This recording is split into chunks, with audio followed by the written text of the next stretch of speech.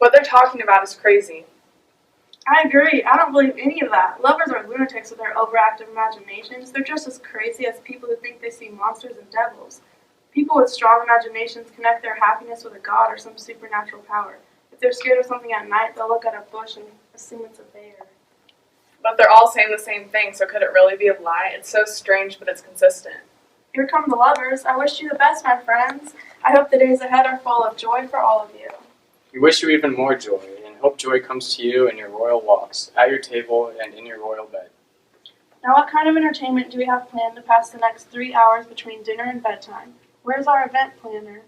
What performances have been prepared? Please tell me there are plays for us to enjoy while we wait around until bedtime. Let me see Philostrate. Here I am, Theseus. What events do you have planned for the evening? There's a list of prepared diversions. Choose which one you want to see first. The battle between Hercules and the centaur, sung by an Athenian man accompanied by a harp.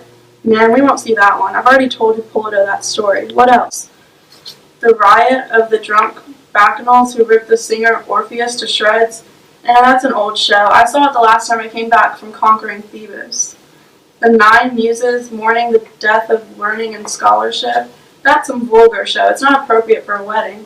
A tedious short drama about young Pyramus and his love Thisbe, a very sad and tragic comedy. A sad comedy, short but tedious. That's like saying hot ice. How can a show be so many contradictory things? There is a short play, but it's still too long. There isn't one good line or actor, and it's tragic. I saw in the rehearsal that Pyramus killed himself. It made me cry from laughing. Who's in it? Workers in Athens who are not smart are putting it on. So let's see it. No, sir, it's not for you. I have heard it and it's nothing. Unless it can make you laugh, it won't be enjoyable. I'll watch the play. It can't be that bad. Especially when they've worked so hard on it. Come on, bring them in. Sit down, ladies. I hate seeing untalented people in plays. I don't see anything like that. He just said they aren't good at acting. Then we're even kinder people for thanking them for something they're not good at. We'll entertain ourselves with their mistakes. When poor people can't do things well, generous people consider the effort they put into it rather than their actual performance. In my lifetime, people have greeted me with well-rehearsed speeches, and I've seen them turn pale and tremble because they're so nervous. But still, I knew they were trying to greet me, even though they were nervous. That message was as clear from someone who was nervous and shy as it is from someone who is loud and audacious. Therefore, tongue-tied simplicity can say the most, even when they're saying the least, in my opinion. Please, your grace, the prologue is being spoken. Let him come forward. If we happen to offend you, it's because we want to. We don't want you to think we came here to offend you, except that we want to offend you with our good intentions. Our plan to show off our little bit of talent will wind up getting us executed. Please keep in mind we're only here out of spite. We don't come here with the intention of making you happy. We're absolutely not here to delight you. The actors are ready to come out and make you sorry.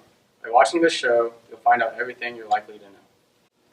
This guy doesn't pay much attention to punctuation. He rode that prologue like a wild horse. He did not know how to stop it. The moral of the story is that it's not enough to speak. You have to speak correctly. Yes, he performed his prologue like an amateur. His speech was like one long sentence. It went on and was a total mess. Who's next? Ladies and gentlemen, perhaps you're wondering what is going on. We'll keep wondering until the truth makes everything clear. This man is Pyramus, if you want to know. This beautiful lady is definitely Thisbe. This man with the limestone and cement is portraying Wall, that horrible wall that kept those lovers apart. They're content to whisper through Wall's little hole, the poor souls, and no one should be surprised. This man with his lantern, dog, and thornbush portrays Moonshine, because if you want to know, the lovers were not ashamed to meet each other by moonshine at Ninus' tomb in order to carry out the counterfeit. The grisly beast, which is called Lion, scared away, or rather frightened, the faithful Thisbe when she arrived at the meeting place at night. As she ran away from him, she dropped her cloak, which the horrible lion stained with his bloody mouth. Soon Pyramus comes along, a tall and handsome young man, to find his faithful Thisbe's cloak to be dead.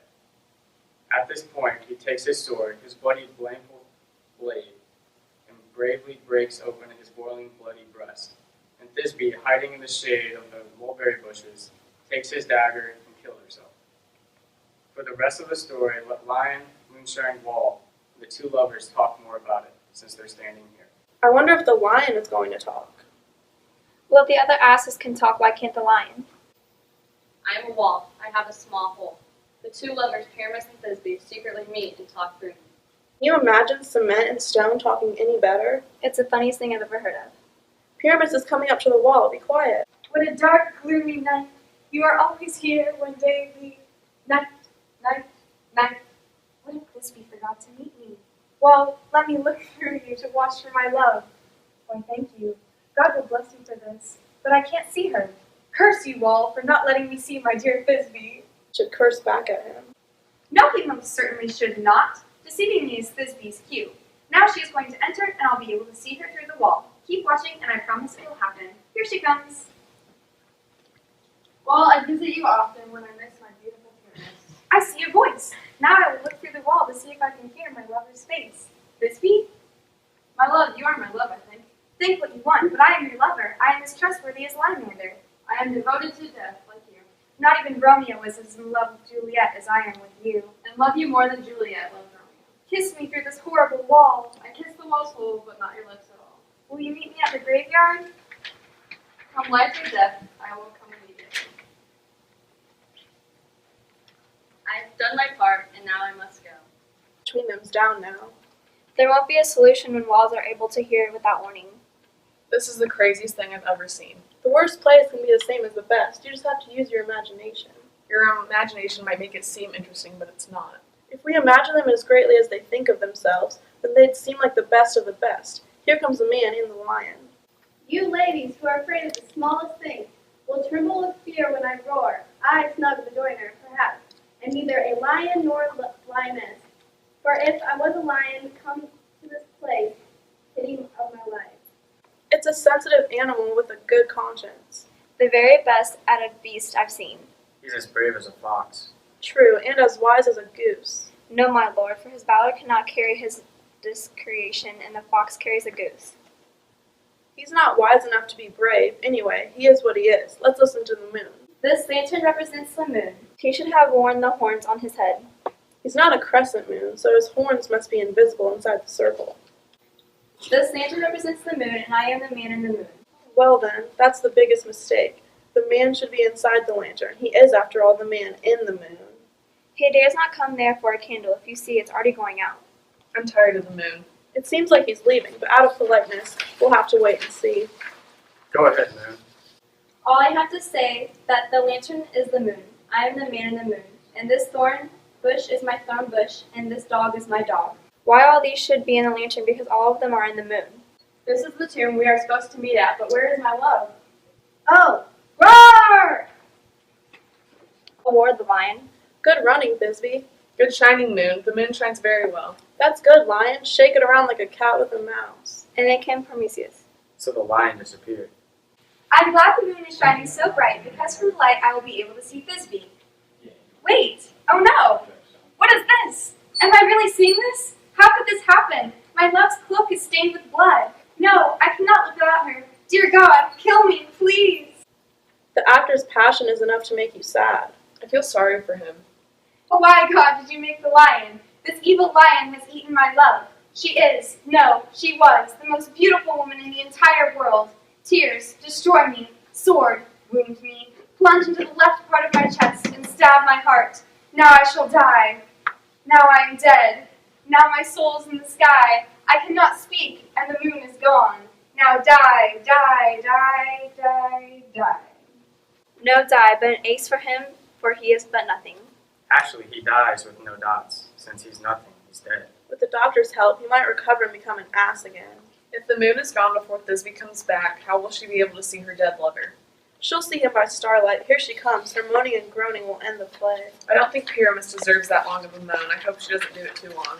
Look, she spotted him with those sweet eyes of hers. And thus she means Fidelicet. Are you asleep, my love? Dead, my dove? Wake up, Pyramus. Speak. Are you dead? Dead? A tomb must cover your sweet eyes, these lily lips, this cherry nose, these yellow flowery cheeks. You are gone. O Lord, take me as you have taken my Pyramus. Farewell, friends. This is Thisbe's end. Goodbye, goodbye, goodbye. Moonshine and Lion are left to bury the dead. And the wall too. No, the wall really fell. Would you like us to perform an epilogue or a dance now? No epilogue, please. Your play doesn't need to be excused afterward with an epilogue. When the actors are all dead, no one can be blamed. As a matter of fact, if the playwright would have hanged himself, it would have been a very good tragedy. But come on, let's see you do your dance. Forget your epilogue.